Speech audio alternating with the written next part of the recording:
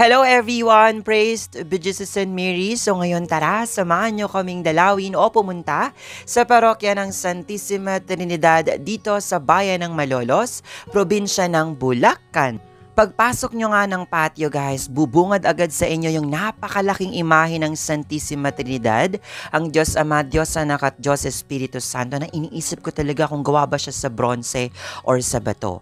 At pagpasok nga sa loob ng simbahan, makikita nyo agad yung modernong disenyo ng simbahan sa loob. Hindi siya masyadong traditional na simbahan, medyo moderno yung kanyang style. So pagpasok nyo nga, agad bubunga din sa inyo yung kanilang altar na merong tatlong images, Walang masyadong imahen sa loob ng simbahan maliban dun sa right side, dun sa harap ng office ng simbahan.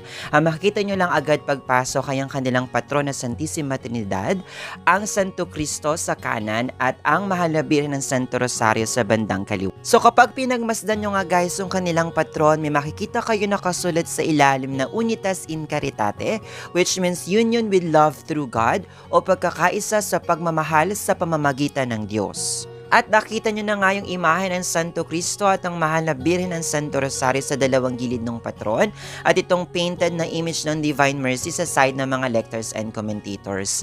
Ito yung sinasabi kong mga images guys sa mga santo at santa sa right side ng kanilang church, sa harap ng office ito.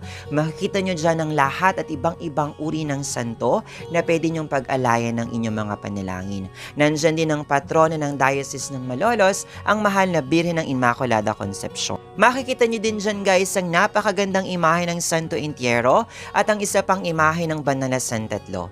So yun lang guys, thank you for watching. Sana nag-enjoy kayo. Kung meron pa kayong gustong dalawin naming simbahan, i-comment nyo lang yan sa ating comment section. Mag-iingat kayo palagi and God bless you all. Bye!